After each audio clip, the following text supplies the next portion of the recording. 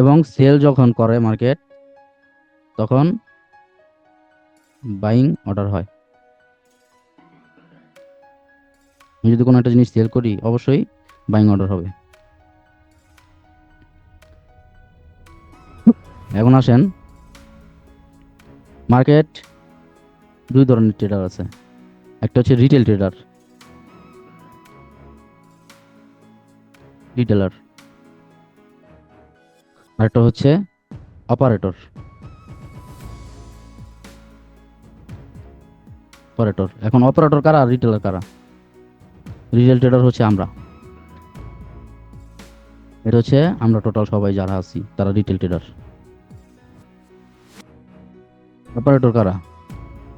Market broker, মার্কেটের broker যেই influencer আছে এরা। ব্রোকাররা। এরা যে ইনফ্লুয়েন্সাররা আছে যারা ট্র্যাপ করে মার্কেটে। ধরেন এখন বাইং অর্ডার অনেক হয়ে গেছে, এখন তো অবশ্যই সেলার লাগবে, কিন্তু মার্কেটে কোনো সেলার নাই। আপনি আমি সেল করতেছি না, সবাই বাইং এর জন্য বসে রয়েছি, কেউ সেলার নাই। তখন অবশ্য সেলারের প্রয়োজন, সেলার আনতে হবে। তখন মার্কেট কি করে, যে জায়গায় বাইং হওয়ার কথা লজিক অনুযায়ী, সিস্টেম অনুযায়ী, অ্যানালিসিস অনুযায়ী, সেখানে মার্কেট সেলার ক্যান্ডেল তৈরি করে। সেলার ক্যান্ডেল কারা তৈরি করে? মার্কেটের ইনফ্লুয়েন্সাররা। তো ইনফ্লুয়েন্সাররা যখন সেলার ক্যান্ডেল তৈরি করে, তখন সবাই ভাবে যে এই মুহূর্তে এখান থেকে সেলার কন্টিনিউ আসবো, কিন্তু এখান থেকে আবার একটা বাইং ক্যান্ডেল আসে। কেন আসে? ওই যে সবাই বসে রয়েছে বাইং ক্যান্ডেল করার জন্য। কারণ দুইটা এক কালার দিলে আপনারা আবার কনফিউজ হয়ে যাবেন, কারণ এখানে সেলার ক্যান্ডেলটা তৈরি করছে। তখন এখান থেকে সবাই ভাবে সেলার যেহেতু হয়েছে, এখন ব্যাক টু ব্যাক সেলার আসবে, কিন্তু এখান থেকে আবার একটা বায়ার আসা পড়ে, মানে বাইং ক্যান্ডেল হয়ে যায়। কেন হয়ে যায়? এটা হচ্ছে এই যে দেখেন, আমরা যারা রিটেলার আছি সবাই বাইং অর্ডার নিয়ে বাইং এর জন্য বসে রয়েছি, বাই করবো বাই করবো। ওই মুহূর্তে ওই জায়গাটায় অপারেটর কি করছে? সেলার ক্যান্ডেল তৈরি করছে একটা। তো সেলার ক্যান্ডেল তৈরি করার পরে সবাই ভাবছে যে এখান থেকে কন্টিনিউ যাবে। কিছু কিছু পার্সন আছে না, যারা এই যে বাইং এর জন্য বসে রয়েছে, তারা এখানে বাই করবে না। এই কয়েকজন আর হচ্ছে এই রিটেল, এই অপারেটর, এরা মিলে এই আপনার বাইং ক্যান্ডেলটা তৈরি করে। এটা হচ্ছে ট্র্যাপ ক্যান্ডেল। ট্র্যাপ ক্যান্ডেল করার পরে সবাই ভাবে যে, ওই যে লেভেল ট্রেডার যারা আছে সবাই ভাবে যে ফ্যাক ব্রেকআউট। তখন এই বাইং ক্যান্ডেল দেখা ব্যাক টু ব্যাক এখান থেকে ওয়ান স্টেপ মারে, আবার লস হলে এমটিজি মারে। তখনই শুরু হয়ে যায় এখান থেকে সেলার কন্টিনিউ নিচ পর্যন্ত। এই হচ্ছে অর্ডারের খেলা, বাইং অর্ডার সেলিং অর্ডারের খেলা। এখন ওটিসি এবং রিয়েল নিয়ে অনেকের প্রশ্ন থাকে। ওটিসি এবং রিয়েল মার্কেটে, আমাদের বাইনারি ট্রেডিংয়ে ওটিসি সবাই জানি আমরা, এটা ব্রোকার দ্বারা নিয়ন্ত্রিত, ব্রোকার কন্ট্রোল করে।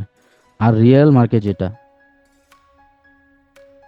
রিয়েল মার্কেট যেটা ওইটা হচ্ছে, এক মিনিট ভাই, রিয়েল মার্কেট যেটা, রিয়েল বলতে আমরা বুঝি যে রিয়েল মার্কেট অনেক ভালো, সবাই বুঝায় আমাদেরকে রিয়েল মার্কেট অনেক ভালো, কোনো ট্র্যাপ নাই, কোনো কিছু নাই। আর বাইং এই ওটিসি মার্কেট ব্রোকার দ্বারা নিয়ন্ত্রিত, ব্রোকার এখানে ট্র্যাপ করে, এই করে সেই করে, ম্যানিপুলেশন করে, নানান কথাবার্তা আছে। আসলে ভাই, বাইনারিতে যেহেতু কটেক্স ব্রোকারে বা যে কোনো ব্রোকারে বাইনারিতে ওটিসি আর রিয়েল দুটোটার মধ্যেই ডাবলটা হয়। প্রমাণ চান? রিয়েল মার্কেট ওপেন করবেন, মার্কেটের ক্যান্ডেলগুলো দেখবেন, তারপরে ট্রেডিং ভিউ চার্টে যাবেন, ট্রেডিং ভিউ চার্টে গিয়ে রিয়েল মার্কেটের ক্যান্ডেলগুলো দেখবেন। ওইখানের ক্যান্ডেল এখানের ক্যান্ডেল অনেকটাই মিল পাবেন না। তাহলে কিসের মার্কেট? রিয়েল মার্কেট হইলো? কোনো রিয়েল মিয়েল নাই, এগুলো জাস্ট মানুষ দেখে, এই আর কিছু না। এছাড়া বাইনারি ট্রেডিংয়ে ওটিসি রিয়েল দুটোটার মধ্যেই ট্র্যাপ হয়। আমি তো এই রিয়েলে ট্রেডিং পারি না, ট্রেডই করতে পারি না। ট্রেড করলে দেখি মার্কেট দাম করে উপরে উঠে যায়, দাম করে নিচে নামে যায়, কোন জায়গায় কি হয় না হয় কিচ্ছু বুঝি না।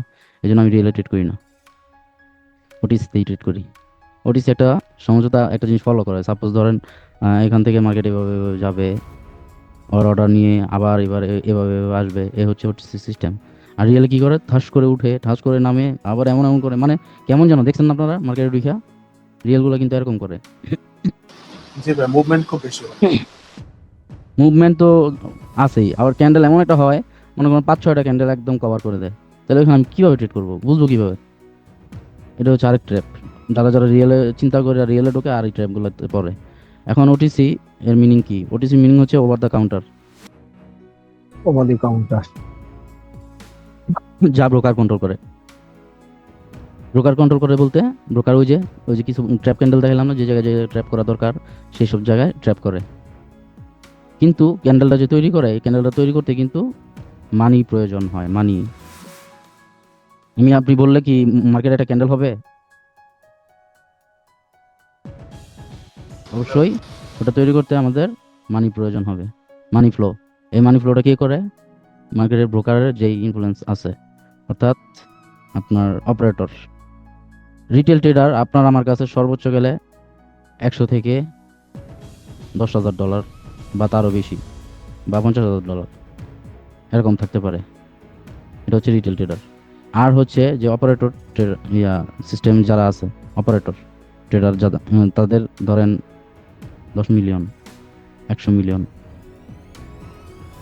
তারা চাইলে এই যে 100 মিলিয়ন যদি একটা জায়গায় ফালায়, ওইটা কি হবে? ডাউন হবে না?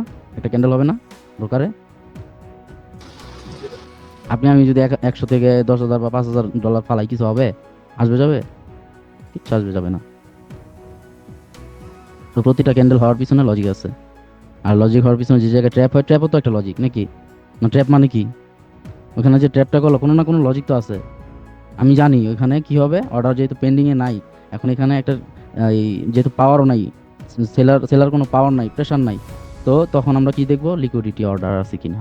এই অর্ডারের উপর মানি ফ্লো করে ওরা ট্র্যাপ করে, ট্র্যাপ ক্যান্ডেল তৈরি করে। তো আপনি আমি ধরতে পারবো, যারা লেভেল ট্রেডার তারা পারবে না। এখন